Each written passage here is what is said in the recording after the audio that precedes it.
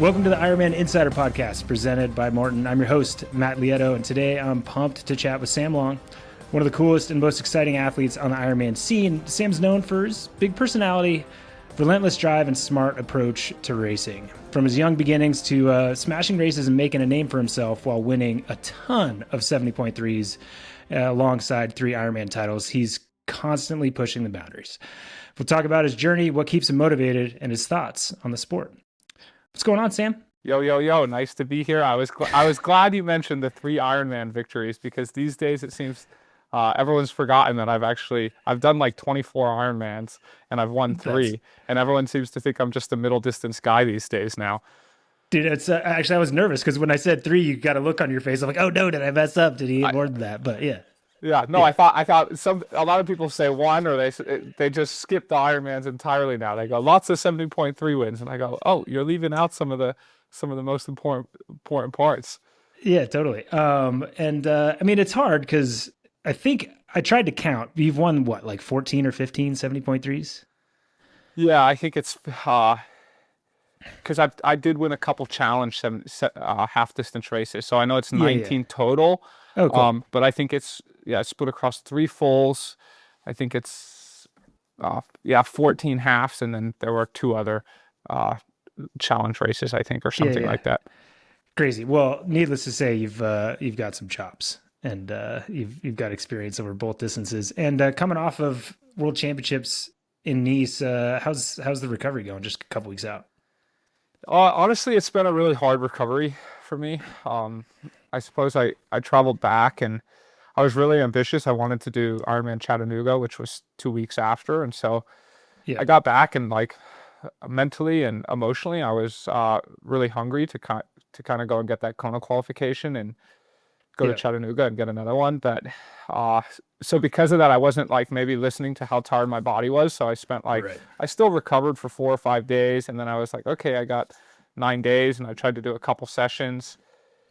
And then I was starting to realize, like, oh, the body's kind of tired, but I was still like gung-ho. Okay, I really want to make it to Chattanooga, because I was thinking, okay, if I can go and get it done, then my whole season could be done, and I've got a baby coming, and everything could be done. So it was like there were good reasons to try and do this. And then finally, when I was literally 30 minutes to leave to the airport, and I went, this isn't going to happen. Like, I gotta respect that my body's tired, and that also emotionally and mentally, I am also still a little tired. And so I made the hard but right decision not to get on a plane. And I think it's better, because the signs were there that it most likely, maybe I made it halfway through that marathon and then realized I was cooked and either had to walk it in or DNF or something, which just, I would have hated to do that. So it was the right call.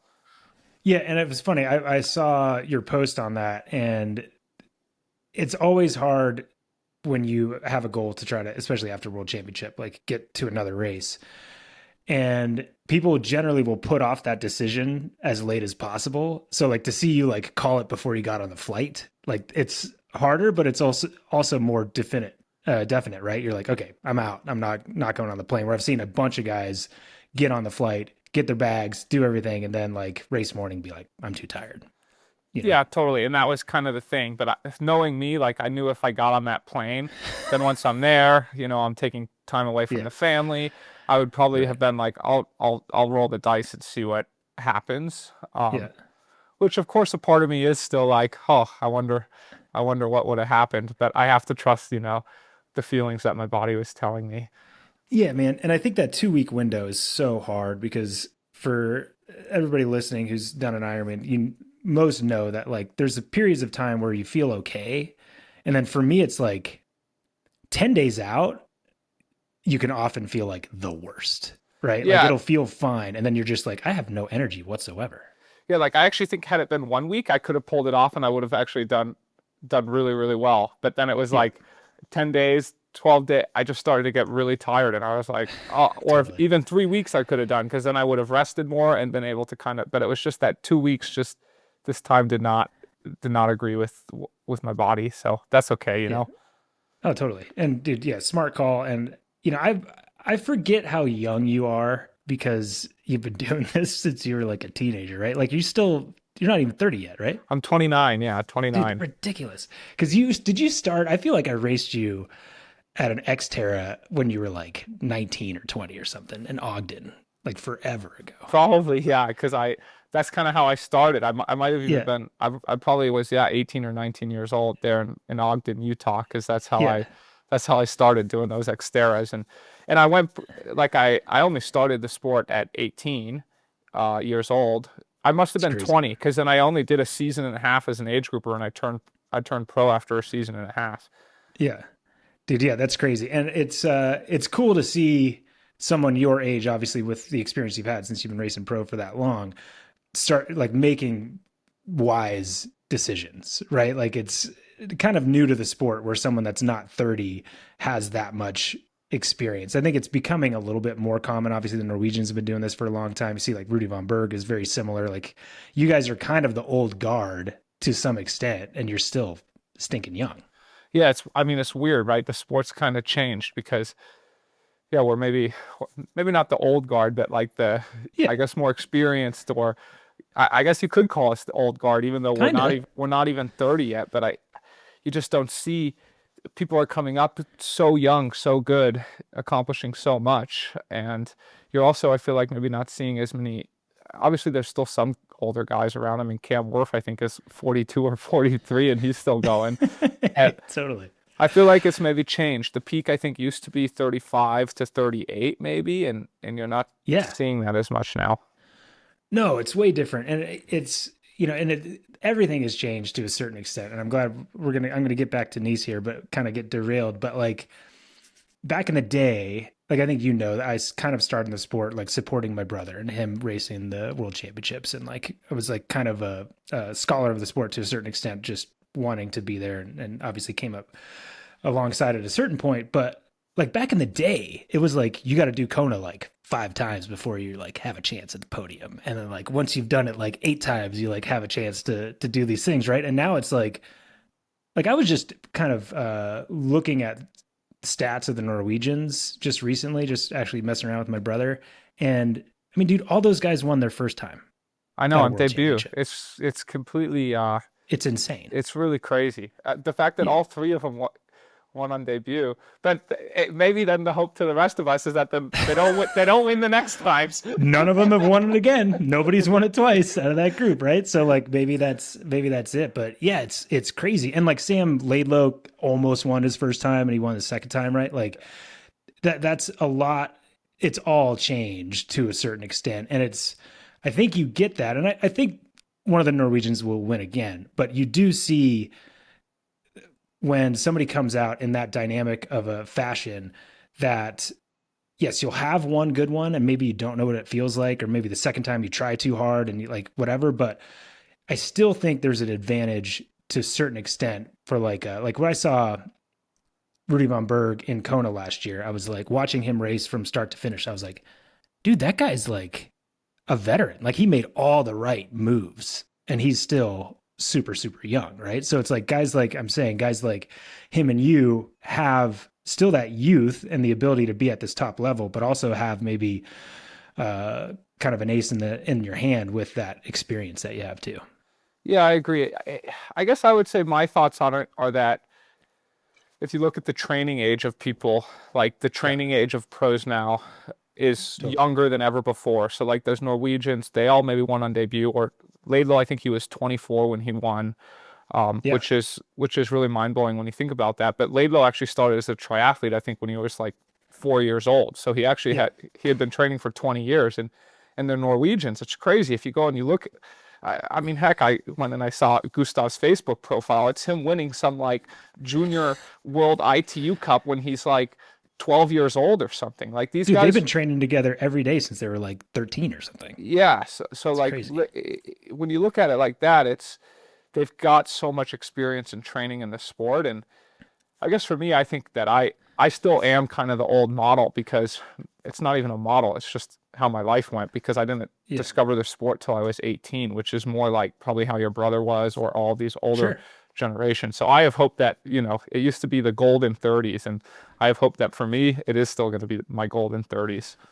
No, I kind of think so. And that's kind of why I wanted to go down that path a little bit is you don't, you've got 10 years of racing in your legs, right? And training, where again, those Norwegians have more than that, and some of the other athletes, and there's so much more risk for burnout over that period of time where your body, your chassis just isn't as broken down as, it possibly could be. But yeah, dude. So obviously things have changed, and I'm looking at world's results in Nice, and I look at a 14th, and I know I shouldn't say that, but like, I know you would hope to do better than 14th, right? Like, you didn't necessarily go there to get 14th, but you had a freaking great race, right? Like, it all seemed pretty solid. You tell me how you thought your race went, but just talking about how much the caliber of the sport has risen, like, you had a performance like that and we're 14th. Yeah, it's like really crazy, to be honest, because I executed the race that I set out at the start of the year. Basically, pretty much what my ideal scenario was, and I executed that. Like, I actually swam even a little faster than I thought. My bike power was a little better than I thought, and I thought I'd run a little faster. But okay, you give some on the bike, so you take some away on the run. But like, sure. And what I did was really a remarkable performance.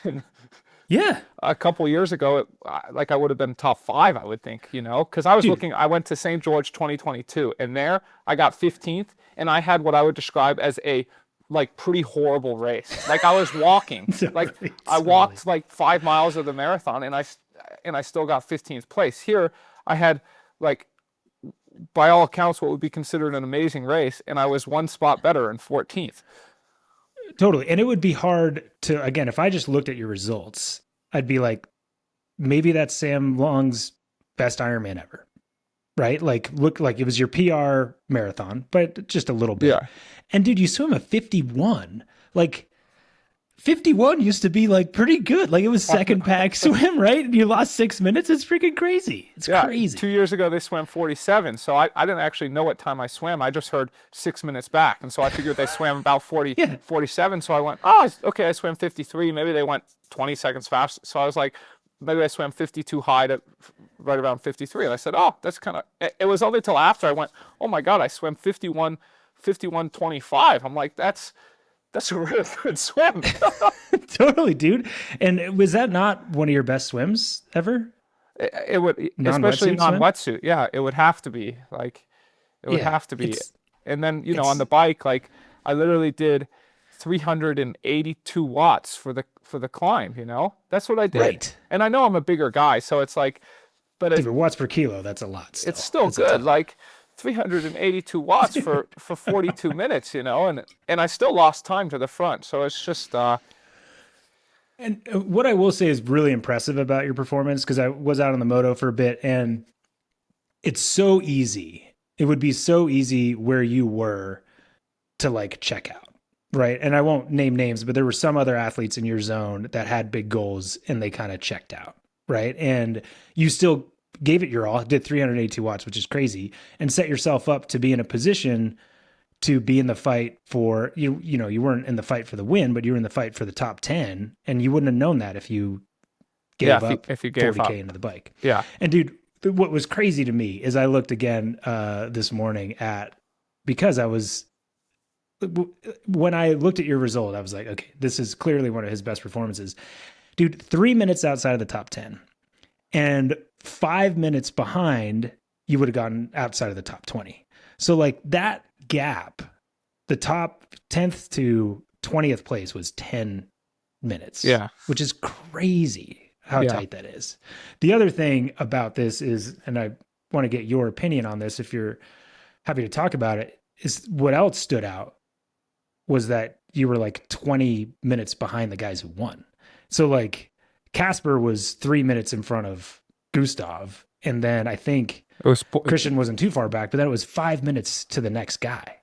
Right. So if we're talking about how close you are to the top 10 and how tight the rest of this field is it intimidating in any way to see just where those guys are at? It seems kind of bonkers. Yeah. So they were, the next non-Norwegian was 10 minutes behind. So Laylo was 4th place behind not Laylo. Martin Van Riel was 10 minutes, a little over 10 minutes behind Casper. So I was 25 minutes behind. So I can talk about it because I've literally been telling my wife about this nonstop for 2 weeks, Okay, cool. and Yeah. it's been incredibly difficult for me because Yeah. I had what was my best Ironman performance ever, and I was 25 minutes behind. So it's like we say, oh, start the sport for your own self fulfillment and to push yourself, which is great. You know, Yeah. I've breaking 2 hours and 40 minutes for a marathon is a lifelong goal. But Yeah. at the same time, I'm a professional, and so I have to compare myself. And to be 25 minutes behind, it's like depressing. It's actually depressing in some ways because it's, Yeah.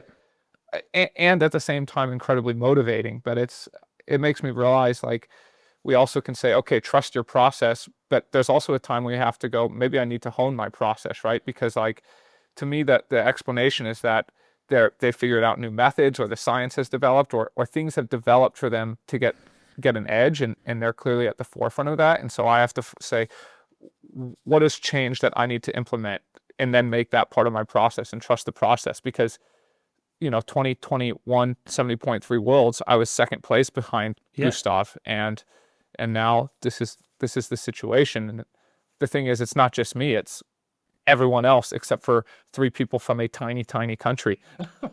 It's crazy. It's crazy. And dude, I love that. Like honing the process, and then you can trust that process, right? And I think that, in my intro, I spoke of that, and I love the way it seems like, some people would maybe look at some of your training in the past and be like, oh, he puts a ton of miles in, he's just doing the thing. But like you're thinking you're training through, right? Like you're a smart athlete, right? And you see what barriers you have, and you working on your weaknesses, training your weaknesses, bracing your strengths at times. But it doesn't seem like you ever are just like, well, okay, that's, if those guys are better than me, like you're like, no, they are better than me right now, but let's see what we can do to try to get closer. And I will say, I do think does Kona feel like to me, it feels like a better world championship course for you to tighten that gap. Yeah, Kona for sure will be, for a lot of reasons. I mean, one, like I'm probably, I still think I'm the heaviest guy. I think I'm even a little heavier than Magnus, just because I'm a little more muscle bound. Sure. And so those climbs at Nice are very difficult for me. And then also my descending, while my descending as an American is very, very good. Yeah. You're comparing apples to oranges. It's crazy. apples to oranges. And so I lost a lot of time on the descending, even though, like, another cool statistic is I went on Strava and I did the segments faster than I did in 2019 for the 70.3. So it's like, cool. Sweet. That also means I improved my descending a lot, because I was doing it at the end of an Ironman, when you're a lot more tired. And so right. I'm very excited for Kona. I mean, I think the whole sport's excited that we're going to get men and women back on the same day in Kona. And I'm still very proud of myself, because like I decided this year, like I kind of knew, okay, 2 years ago I didn't go to Nice because I felt it didn't suit me, but I was like, I can't keep waiting for this Ironman World Champs. Like it is the pinnacle. I gotta focus on it no matter where it is, and I'm proud of myself for doing that. Yeah, dude. I mean, I would agree fully. And again, you probably have a different opinion, or you might, but like from the outside looking in, that was your best Ironman performance, and especially doing so on a course that maybe, as you said, doesn't necessarily suit you all that well. And was there any, did you prep in any different way for that race and in training, like riding on the trainer, or what you were doing to like specifically get ready for Nice compared to other races? Yeah, I mean, way different, because we went to Europe. So we left for Europe July 8th. I brought the whole family to Europe, and basically made sure to be riding lots of technical roads, working on the descending, working on the climbing. I was swimming there in the Adriatic Sea, so it's also a saltwater sea. So like the conditions were very similar to Nice. I got to Nice 2 weeks beforehand to kind of practice the course, because it's a truly unique course in that you're actually not holding the aero position nearly as much as other courses, but you also have to be like you have to push big power on the climbs. You have to be able to descend. And so of course, at the end, you still have to be like equally strong, but I do think those unique elements, I did the best I could. Like, it's a little crazy because I was still far off. Like, I shouldn't say far off everyone. It's like, okay, I'm far off maybe the top 5 or 6 descenders in the whole sport. Otherwise, I'm better or on par than everyone else, Yeah. but those top guys, yeah, again, descending and everything, they were another level. Totally. And I mean, and you pointed out that where you could work to be even with or to have a performance with, as you said, your 382 watts.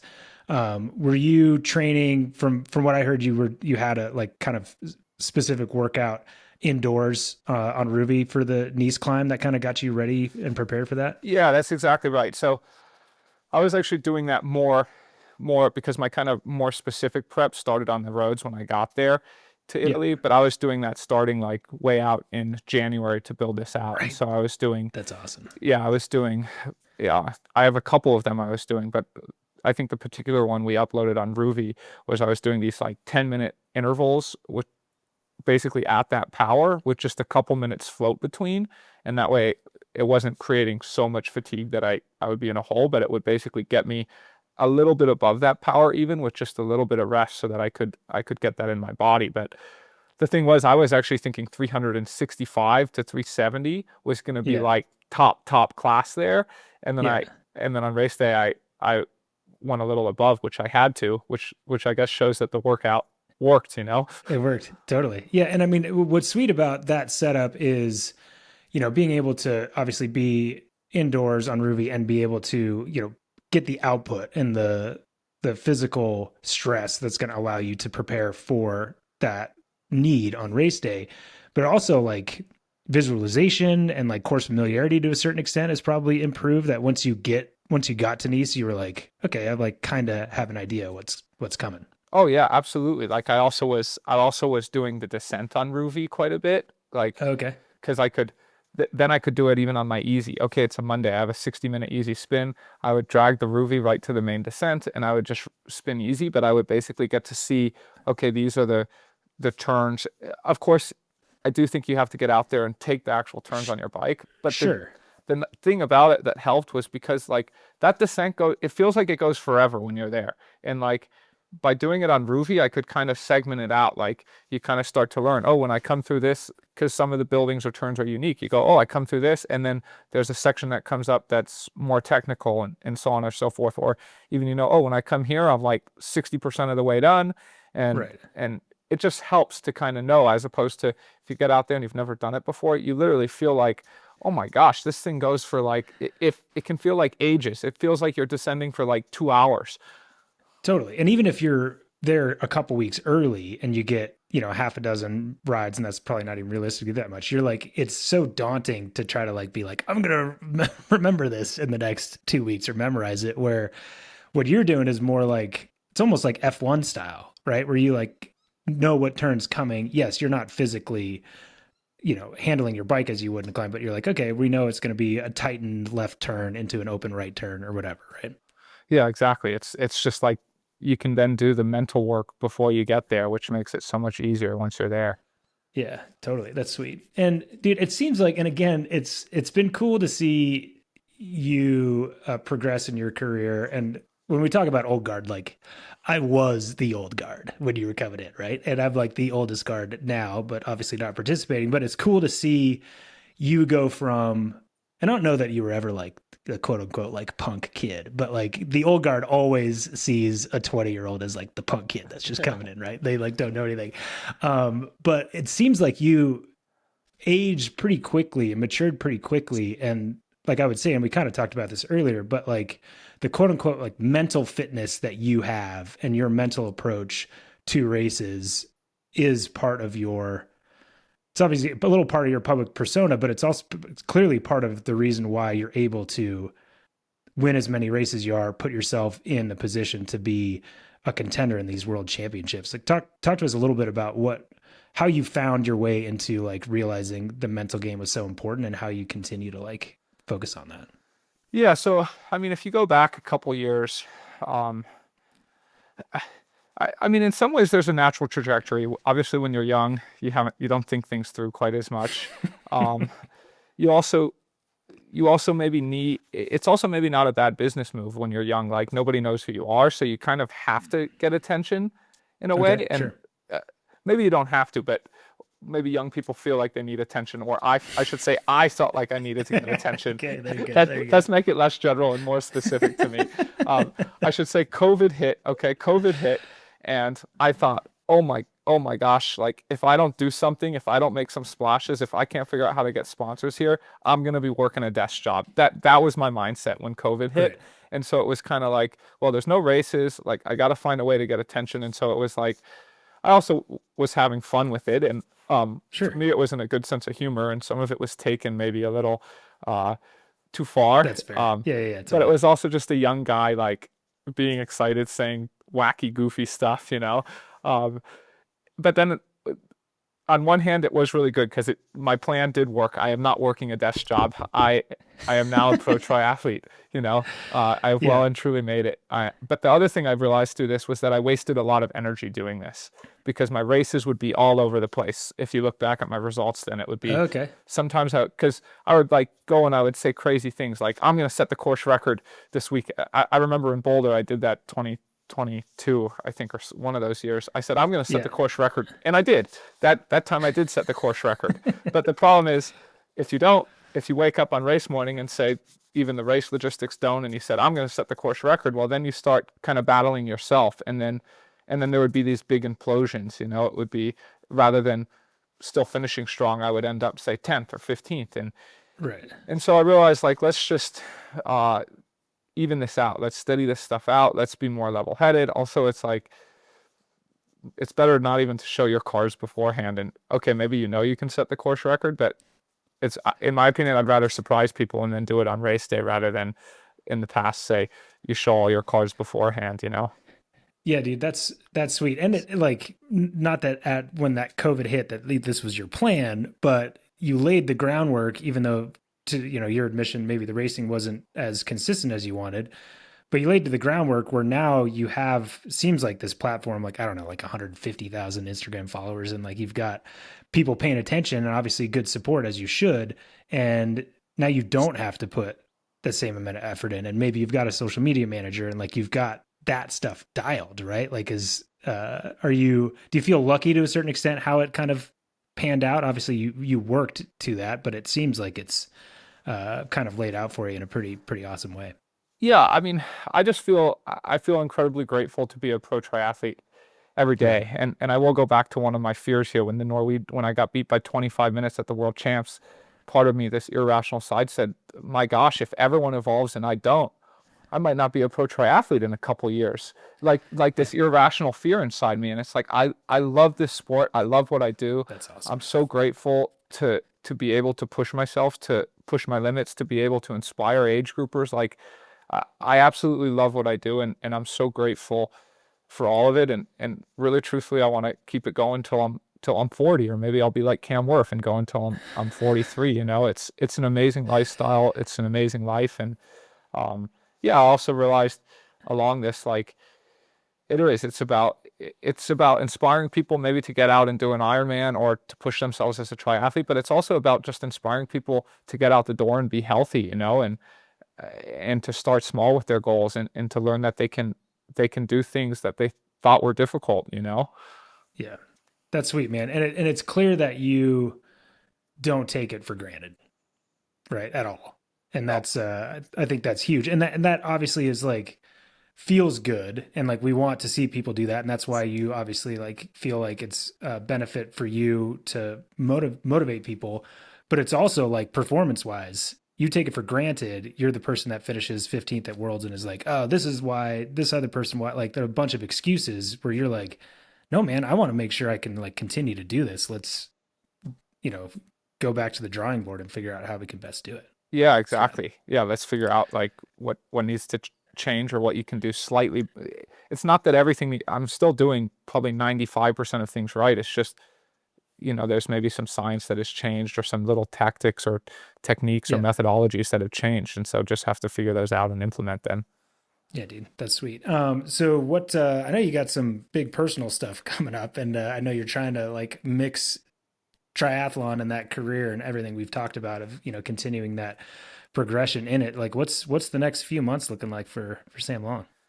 Yeah, the next few months, I can offer my best attempt at what the plan is going to look like, and as it currently stands, and we'll see if that actually happens. So, I love uh, that. our second baby is due November 11th.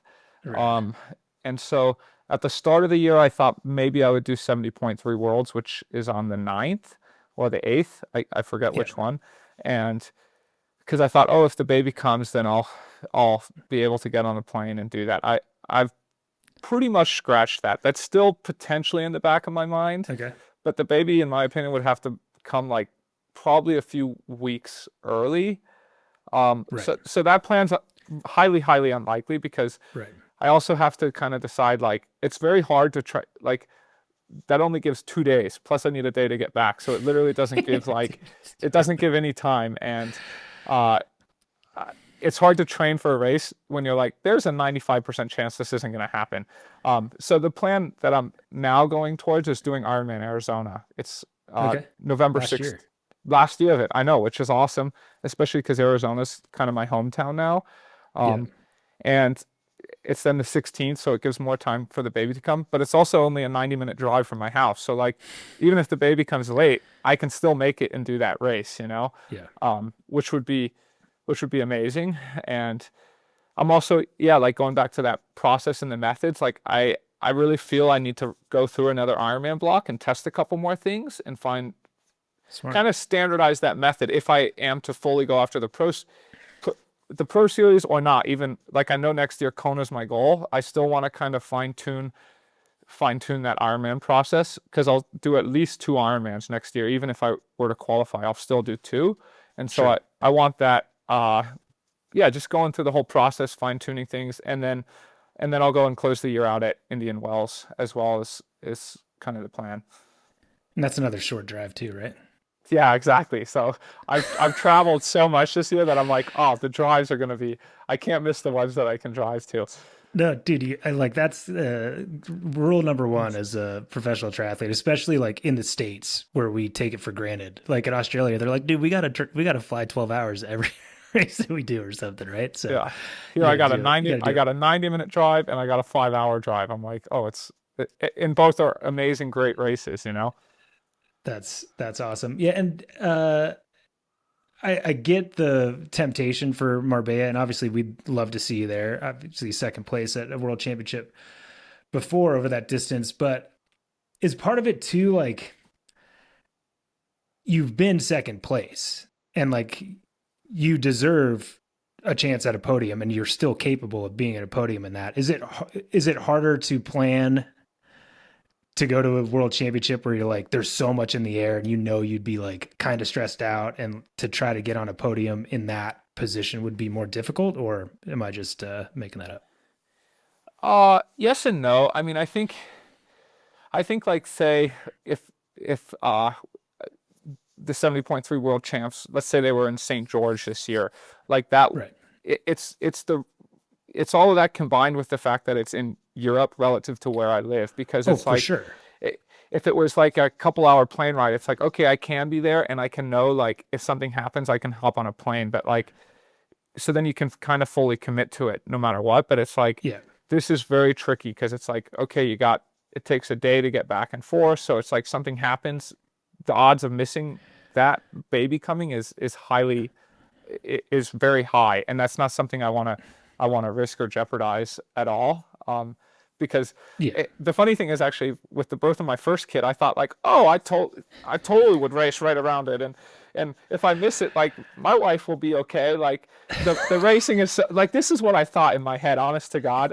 And then thank God that didn't happen, and I was there, and it was like, it was the most remarkable, amazing moment of my whole life. Like there's no possible way I'm gonna do anything that makes it even somewhat close to miss it, because one, I want to be there for my wife, but two, it's like, it's the most amazing moment I think anyone will. It's literally the Yeah. creation of life. There's nothing like it. Dude, that's awesome. I love that. That's great. And yeah, I think no doubt 70.3 world champs in Marbella can take a back seat to your second child. I think that's reasonable. Yeah. I think that's fine. That's awesome. So goal is move forward, obviously, as you said, Arizona, hopefully, Kona qualification, but still goal is to possibly put some effort into the Pro Series next year. Yeah, I don't know fully yet. I'm kind of waiting on. I know we have the Pro Series schedule, and I'm kind of just waiting to see what the overall Ironman schedule is. If there's potentially another Ironman race that really excites me, or something. Right. I mean, I can tell you for a fact I'll definitely be doing at least 2 fulls on there and at least 2 or 3 halves. It's just a matter of if I commit fully to that third full, or if I feel like Right. my best chance of success is going after, say, 2 fulls and 3 halves, and one of those fulls being Kona, and so those are kind of what I'm weighing, I guess. Obviously, I mean, to go on the Norwegians again, I mean, they did 3 fulls this year, so it worked for them, but that doesn't necessarily mean it's the smartest plan for me. No, and I think that shows that you've got wisdom, right? You're not just going after what other people are doing, because for you to have, like you say, you want to have a great race in Kona, focusing on what allows you to be as good as you can be in Kona is going to give you the best race there, not chasing the Pro Series and then having Kona as kind of the last race that you do of the year, Yeah,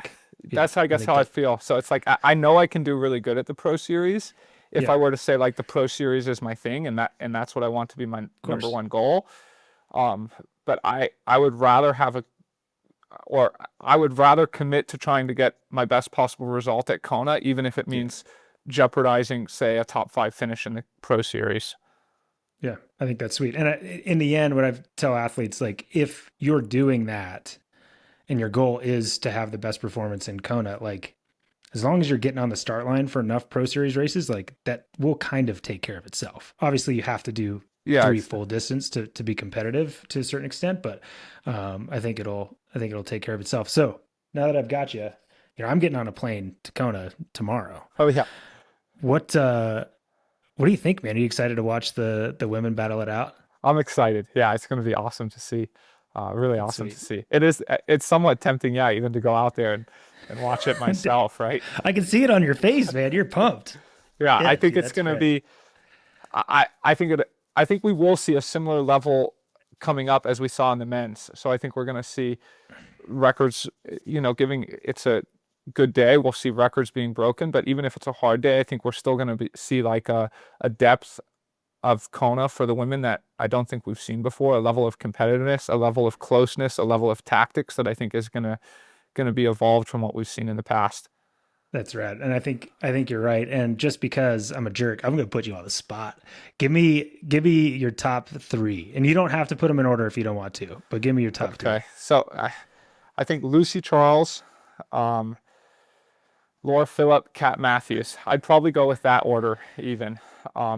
Really? But then my wild card to disrupt it all is Taylor Knibb. Obviously American. Taylor Knibb's got what she could potentially win the whole thing, but no, I'm gonna actually say I'm not gonna say that's the podium, that order, but I am gonna say that I'm gonna stick with that's most likely the podium, but it could be any order. No, I think that's a good call, and I think Taylor is gonna make things challenging on that bike, right? Like there's gonna be, it's not gonna be Lucy off the front. It's I think it's going to be spicy out there for sure. It's going to be sweet. I think though, like I think all the women basically have had Taylor in her mind for a year of like, she's this good on the bike. And so they've all basically like been pushing their bike far, is what I think they've been doing. Like they were all like, whoa, like if we continue where we are and where she's at, like she's going to be coming off with a 10+ minute lead. And so I think they've all maybe worked on their bike more to minimize. Maybe I could be wrong. No, I mean, I think you're right. And I think it's exciting because, as you said, the depth for me, it's like Solveig Lofseth, like we don't know what she's going to do. Predator has been like crushing it. Like there's so many, like we could keep talking about it, but there's as you said, the depth. Like I don't know what 4th and 5th place, who's going to be in 4th and 5th place. Like generally we'd kind of have an idea, where now it's like there's so many women that are at this super high level that like you just don't know. Yeah, I know.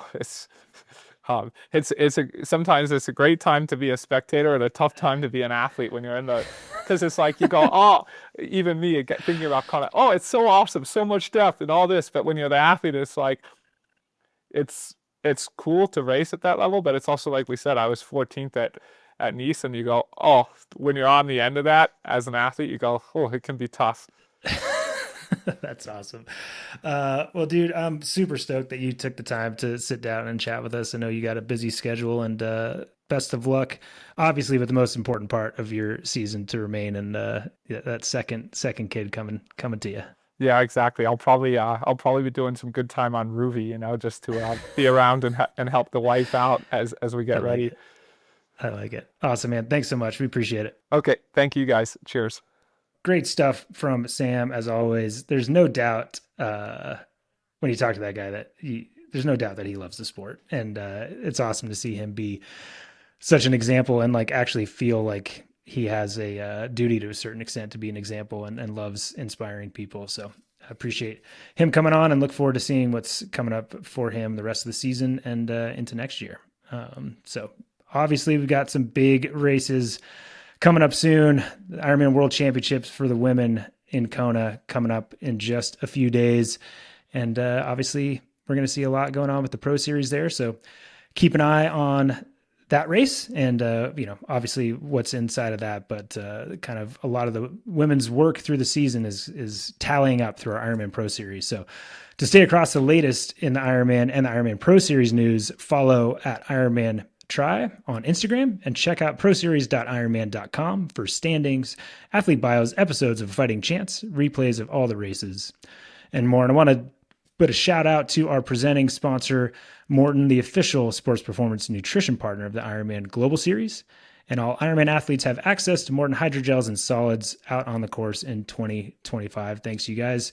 We couldn't do this podcast without you. And if you like this conversation, please like, share, and subscribe wherever you listen to this podcast. And if you're on the trainer, you can also watch it on YouTube. Thanks so much for joining in on the IRONMAN Insider Podcast presented by Morton. And again, keep an eye. We got some great racing coming up the next few months and this week especially, and some more conversations here on the IRONMAN Insider Podcast. I'm your host, Matt Lieto. Thanks so much for listening in.